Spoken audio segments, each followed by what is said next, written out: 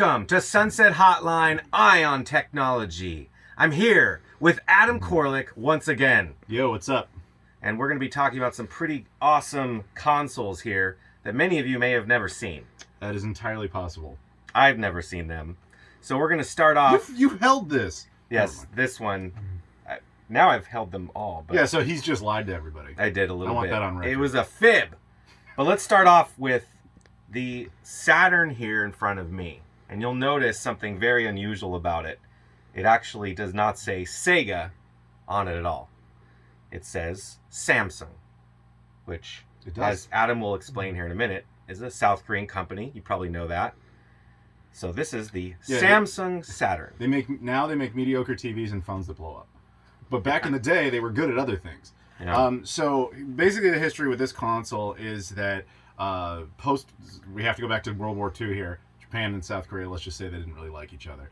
And that was still in effect through the 90s. So South Korea had laws that basically said no Japanese company is allowed to come here and sell products in South Korea. So naturally people wanted all these cool Japanese products, but how do we make that happen? So there was a loophole in all this, which is if you found a local Korean company to kind of pretend a Japanese product was theirs, then they could release it. Thus, Samsung acted as a proxy. They basically took Sega stuff in partnership with them, and they just put Samsung's name all over it. So it's fundamentally the same machine, but it's more intended for the Korean market. Obviously, it has Korean language on various elements of it. Up here, like on the power button, the open button, the access light. Inside, there's additional stickers that are in Korean that basically say, like, don't touch the laser and all that sort of stuff. Under the hood, it's a little unique because it has its own custom BIOS, sort of. It's basically the American BIOS, but like a mutant version of it.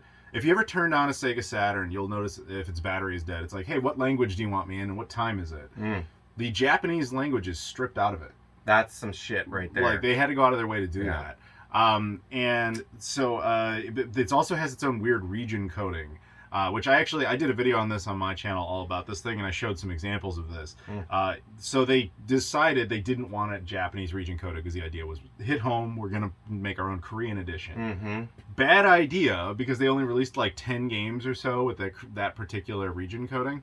And everybody realized the Japanese version of the console was like 1/3 the price, the games were like 1/3 the price, and there was tons of them. But the problem is you couldn't just play them, so everybody was doing like boot carts naturally. Yeah. The region coding that's in there is a little weird because every Sega Saturn game, if you break it down into like a digital form, you can detect how many region coding files it has. Okay. Most games just have one. Yeah. There are some games, Nights into Dreams, for example, right there. Yeah. That game actually has 2. Oh. So it'll boot on an American console. It happens to be one that'll just natively boot on this. Oh. Virtual On, I think, is another one. Or Virtua Fighter Remix, sorry. The Japanese version of that will boot on this natively. There's a few like that, but there's not too many. So what's funny is eventually Samsung's like, well, that was a mistake. Why don't we start packaging it with boot carts? That way people can import the games. And that's crazy. Yeah. And were they actually the Action Replay? I don't know specifically which ones they were. Yeah. But I think that's like, or Magic Key or something like that. But it was essentially the exact same concept. Supposedly 3,000 of these were ever produced.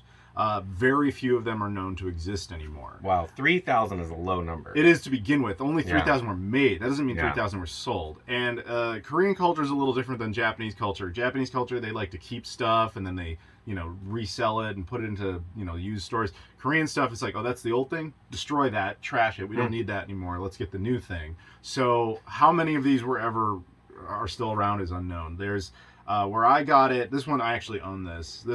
I bought this from a guy who actually owned 2 of them, and he was just happy to get rid of it. As you do. Yeah, it happens. So those 2 exist. There's like one on eBay where the guy's asking like $6,000. It's been sitting there forever. $6,000. And then the only other one that I know of that exists is in South Korea. There's a buddy of mine over there found one retro game store, which is really not a thing. Like, a retro game store in South Korea is like, okay, you're a weird person to think that this should be a thing. That's funny. I know, it's completely different. And so my buddy goes into that store and he's like, he saw one, but the owner was like, no, that ain't for sale. That's like my museum piece.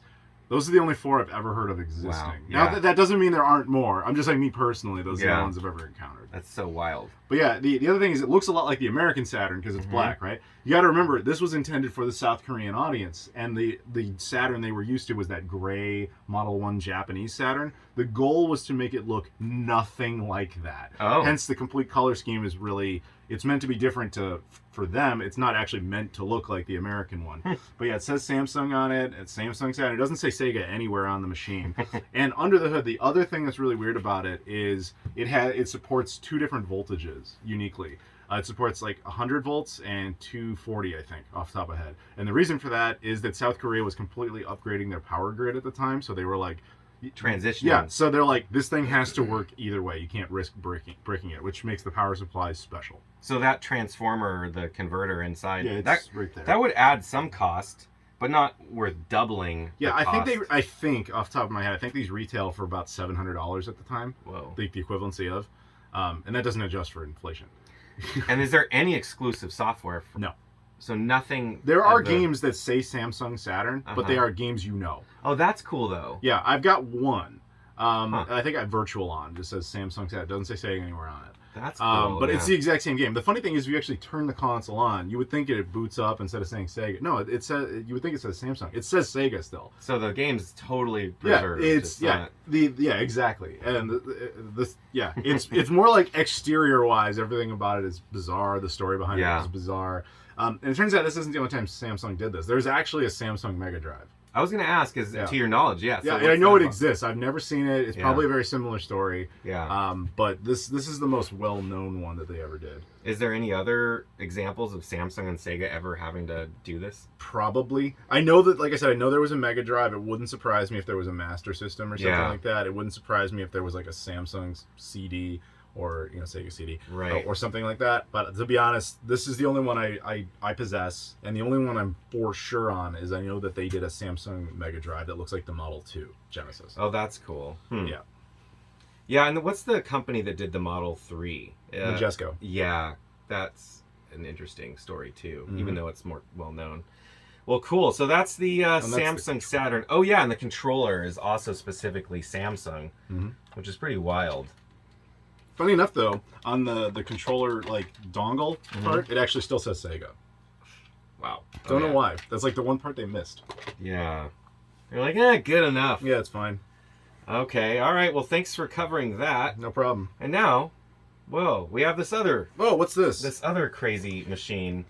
So this is the Hitachi HiSaturn GPS edition. I'm not the owner of this. Shout out to Kei Kono. Okay, what's up? Yeah. Oh, I think I have his police knots somewhere. All right. There's an action replay plus. Is this? Yeah, that's it. Okay, check this out. I thought that was going to fall over. There you go. This is a limited edition of police knots. 8 of 20. I don't know if he even made 20. Did you? He had some issues with it, but it's a beautiful edition of police knots. Anyway, so Kay owns this. Yes, Kay is the owner of this. So I'm going to be honest, I don't know as much about the history of this thing as the Samsung Saturn, but what I do know about it is Sega did a partnership with Hitachi during the run of the Saturn. They did the same thing with Victor. They had issues with production, so they were kind of outsourcing. We think of the Saturn as a flop. In Japan, it wasn't a flop. They were actually so in demand, they needed other companies to help them out.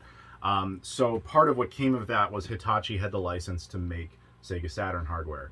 And they made 3 different versions. One basically just looks like this. It's the same oval button model. They did one that's the round button model. This was wholly their own. This is a version of the Saturn that actually, Kay doesn't have it, but there's actually a screen for this thing. Wow. And my understanding is they did some deal with a car company, and forgive me, I don't know which. And we were talking about this last night, but it's probably Toyota or Nissan. That's speculation. I'm guessing, but Honda, I don't know. They don't always seem like a risk taker, but maybe. It's possible. Yeah. The idea was, and this was 95, 96 when they did this. Yeah. The idea was there was going to be a series of cars, and you would load this in there, kind of like, what we would eventually have with screen entertainment systems for kids and stuff. But it would also be a GPS, which all kind of makes way more sense now in 2022. To think that they did that like 30 Yeah. years ago Yeah. was insane. So then kids could play the Saturn games when the parents didn't need the GPS or whatever. It completely functions independently of a car. You know, it's got output. It actually has the same output options, RGB and all that sort of stuff, but it has a special monitor communication system, a special power port, and all that. It's very unique. I like the buttons up top, the pitch and the echo. Yeah. For sound purposes, you can do all sorts of stuff. The eject button there, disk drive, Japanese region formatted, logically so. It's in perfect working order. It's just really bizarre. And to my knowledge, only 2,000 of these were ever made. Wow. So even a lower number. Even a lower number. However, we know more are known to exist. Yeah. Because of what I said before. It's a cultural thing. The Japanese preserve stuff, Koreans do not. Yeah. So you would have an easier time finding this than that. Interesting. Yeah, this is pretty wild. I would love to see this in a car, like docked in the car. Or it's all I know about that is it was specific Japanese cars that did that. I don't even know if an American car could be theoretically capable of it. I mean, you could build your own custom mount, whatever. Yeah. But supposedly, because that's the part of the story I'm not super familiar with, there are certain models of cars that like had a slot for this thing. Shout out to Tokyo Extreme Racer on the Sega Dreamcast. Yes, that is a game. I love that game, actually. There's two of them. I know, but I really like the first one. It's good. Even though they expanded it. Just was so fun. Well, there you go. That's the GPS. I mean, you got to know where you're going, especially if you're in Tokyo. No, you don't really drive around Tokyo, dude. Well, you take a train. I'm talking about Tokyo Extreme Racer, Adam. I'm talking about the actual city. Okay. Moving on to the next system here. We've already talked about this one. It's on the channel. He's got a video on it. Yeah, nobody cares. But it's just a Sega something or other. Was it the Neptune? I thought it was like the Opal. Venus. Right. Yep. It's the Sega Pluto. I've done this million videos on this. Adam pretty much takes this around with him everywhere. Yeah, it's annoying. And anyway. We're filming this right before PRGE, which I sadly won't be at, but I will. He will be, and he's gonna have it there. Mm-hmm. So I don't know when I'll get this video up. Should I do the elevator pitch of this thing? Yeah, sure. Do an elevator pitch of this. So the Sega Pluto was a prototype that Sega made that is an upgraded version of the Saturn, kind of like a PS4 to PS4 Pro type of deal. It has a built-in modem, built-in hard drive, and some other little odds and ends under the hood. It was never really meant to exist. Sega made 7 of them. 5 of them were this all hunking white plastic model that didn't do anything. It was like a proof of concept thing. 4 of those were destroyed. 1 of them survived. It's in the National Video Game Museum in Frisco, Texas. I've held it. It's very heavy. Really? Uh-huh. Is that because it holds all the street maps to Tokyo? Yeah, that's exactly why. I thought so. And then there was 2 final units. This one and another one that popped up in Japan. The one from Japan showed up in like 2013 as part of an estate sale. And that's the one that you've seen a million pictures of that aren't this one. It says Sega Saturn on it. This one does not. Okay. And that one is, we think, American region coded. We've never had access to it. All we do know is that it eventually sold for $84,000 via Heritage Auctions. This one, this popped up in a flea market in 1999 in Ceres, California. My buddy Roger Vega, he was a kid. He found this there amongst a pile of DVD players and CD players. And he saw the Saturn logo and he was like, I bet that's a Japanese Saturn. That's all he thought. I mean, he's a kid and it's 99. It predates Google. So he was like, yeah, I'm going to buy that. How much is it? $5. I'll give you 3. Yeah, sure. Got this thing for $3. Wow. Couldn't get it to work because he thought it was Japanese, so he's putting Japanese games in it they wouldn't boot. Yeah. And it sat in his storage unit for like 20 years. Yeah. In like a shoebox. Eventually, I met him. I was introduced to him. And you're like, here, take a look. See what this thing is. So I'm like, have you ever put an American game in it? He's like, no, it's Japanese. I'm like, this isn't Japanese. Look at it when it boots up. It's in English. Yeah. Oh. And so we put an American game in. What was it? Do you remember what the game was? Virtual Highlight. Highlight was the first game That's ever a terrible run. Game. Yeah, but we had access to it. So we popped in and it worked immediately. Yeah. And then, very long story short, Roger let me borrow it. I took it to Ben Heck. He cleaned it up a little bit, fixed the controller port, fixed this. This loading mechanism didn't exist. Now right. Now it does. So it works perfectly. And even though this is completely Roger's property, Roger's like the coolest guy ever. He basically says, yeah, go travel with it, show it to people, take it to cons, let people enjoy it. He'll probably sell it at some point. Yeah. Thanks, Roger. Shout out to you. Yeah, shout out to Roger. Very nice guy. Because of that, dude, everybody out there, if you want, you have the opportunity to see a 1 of 2 prototype on Earth at essentially a traveling museum. Yeah. But yeah, as you've pointed out, this thing is probably the most well-traveled console of all time. It's pretty amazing. I have taken tons of photos of it. Like, I actually keep a map of everywhere it's been. Cool, yeah. This thing went to the U.S. Virgin Islands and Guam in the same week. Wow, there you go. just as an example. Yeah, and on the channel, when we did it, we put Nights into Dreams, right? Isn't that what we ran on it? Yeah. Yeah, so that was kind of cool, too. Yeah, going full circle. That's there, and then works Yep, on it. yep. Okay, well, thanks for that. No problem. I mean, that was a good elevator speech, by the way. I'm pretty good at that. I've said that speech 1 or 2 times at cons. Tell me, though, I don't think we talked about this. What happens when you turn on the HiSaturn? This actually has its own custom BIOS that says Hitachi. Okay. That's actually the most interesting one to turn on. Interesting. Okay. 'Cause this one just says this one just boots up in like a standard.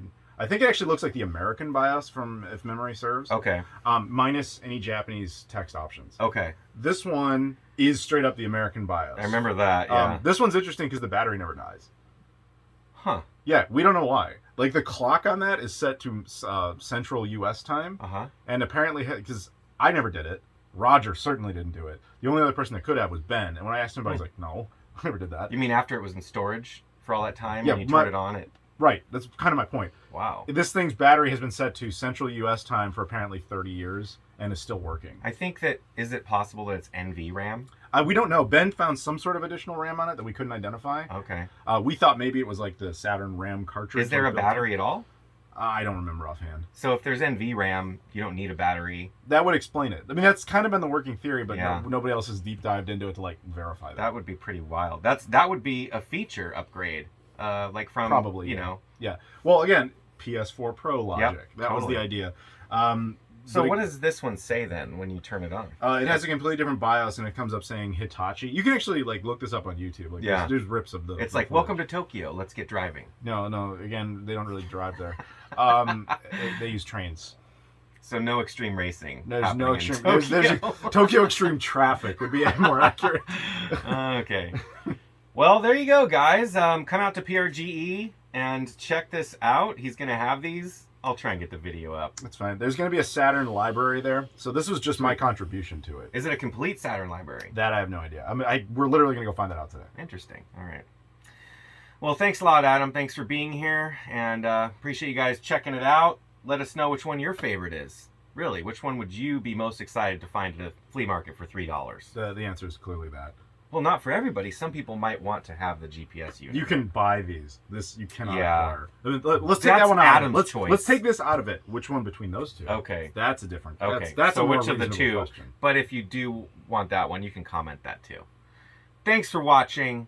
Until next time, you know what you're going to do? You're going to keep that shit retro by playing Tokyo Extreme Racer on the Samsung Saturn. Later on. It was a Dreamcast game. I know what fucking system it's on.